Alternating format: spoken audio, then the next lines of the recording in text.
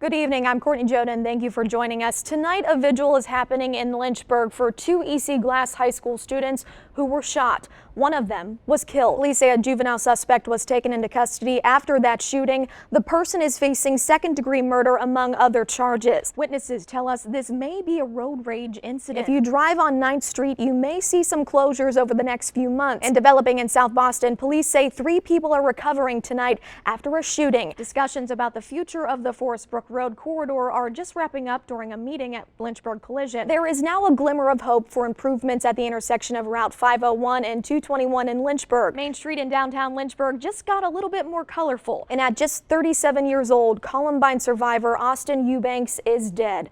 And Dunbar Middle School is showing their support for the community following that horrible tragedy. The two you're about to see are identical twins, but they are far from the same person. One is accomplished student athlete on the Longwood women's basketball team. The other is one of the most involved students on campus in several organizations. Deadly explosion, a house now leveled, one person killed.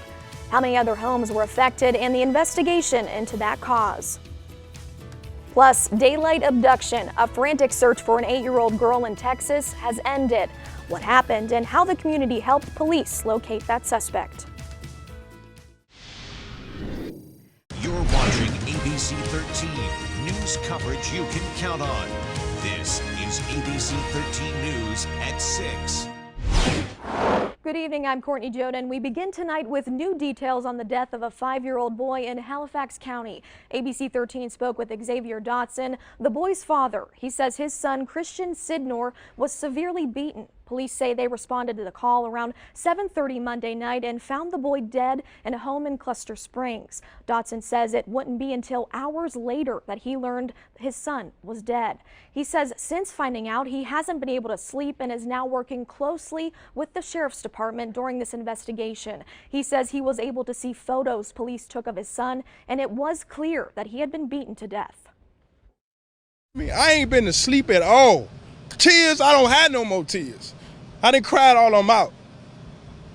At this point, I just want to see justice.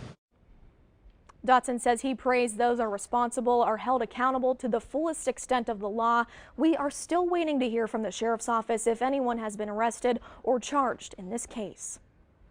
We are also continuing to follow a shooting outside of a Roanoke restaurant this afternoon. Police say 3 people were hurt just after 1 o'clock in the 3500 block of Shenandoah Avenue Northwest. Witnesses tell us this may be a road rage incident. This is video of the scene less than an hour after the shooting. Police say they responded to this restaurant for a report of a gunshot wound. Shortly after, they say they received reports that 2 men went to Lewis Gale Medical Center with gunshot wounds. Police say they do believe they were involved in the incident. Doug Schaffner says he was eating lunch when all of this went down. He came back up to the door, motioned for the man to come back out, and he went out, and I heard, "We're not going to do this again," or something like that. And then the one that went left and came back, he threw a punch first, and then they started scrambling outside. Roanoke police have not released any information about what they believe led to this incident. They say as of now they haven't arrested or charged anyone in this shooting. And a funeral service has been planned for 2 of the South River Market explosion victims. 69-year-old Roger Roberts was the owner of the market. There will be a graveside service for Roberts at Green Hill Cemetery at 11 Friday morning, followed by a celebration of life ceremony at Mountain View Elementary School. And a funeral for Paul Ruley, a customer at the time of the explosion, is set for Thursday at 3 at the Harrison Funeral Chapel. The community is invited to attend both events. Family and friends are coming together after the devastating loss of their beloved Brittany Kaffa.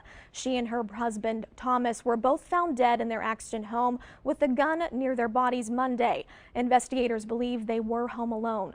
A vigil was held at Mount Vernon Baptist Church last night to remember Brittany. A family friend says he's known Brittany and her 9-year-old daughter nearly all their lives.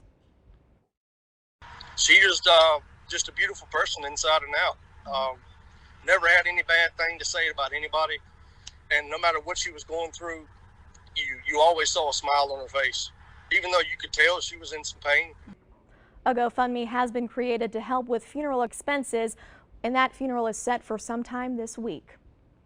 A 19-year-old charged with shooting at a state police special agent's car in December changed his plea to guilty today. Davies Hairston stood trial today for attempted malicious wounding and malicious shooting at a vehicle, among other charges, and changed his plea from not guilty to guilty after prosecutors played a phone call Hairston made from jail to his father. In the recording played by the court, Hairston tells his father detailed information about what happened on December 11th near Moffett Street in Danville, and stating that he did in fact shoot at a police car before it turned its code lights on. Hairston could face up to 48 years in prison.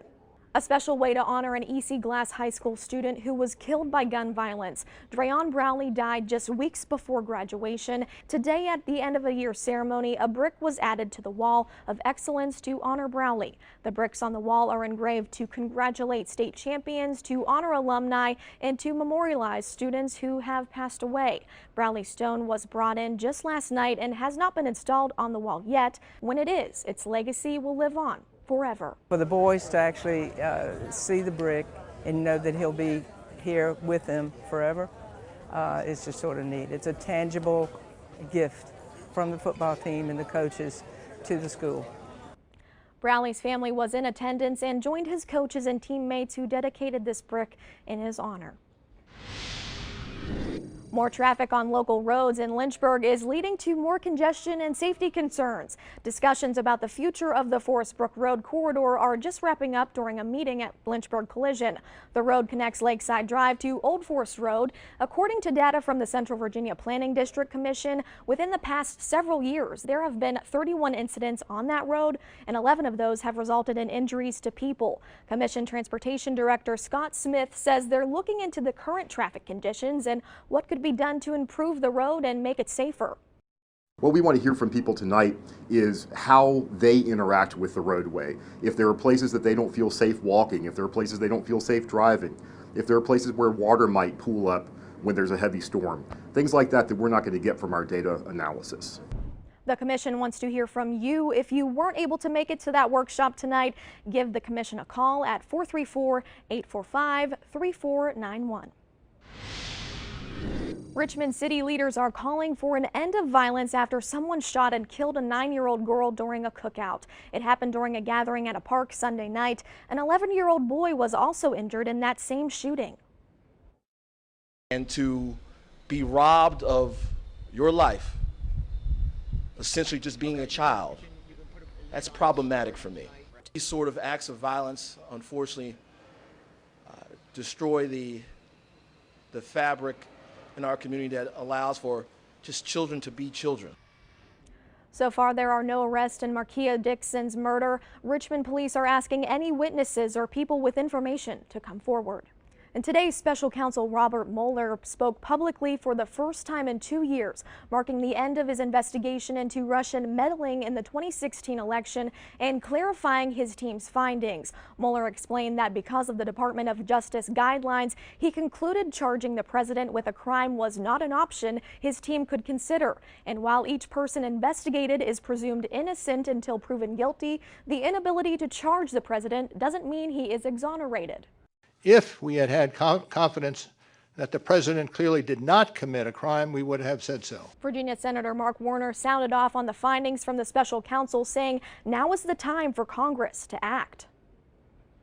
What I heard from Special Prosecutor Mueller, both at the beginning of his statement and at the end of his statement, was how significant the Russian intervention was in our 2016 elections.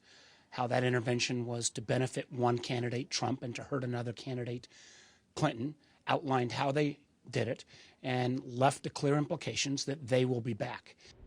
Meanwhile, Republicans are undeterred, saying the Mueller report found no collusion, and Attorney General Barr ruled there was no obstruction.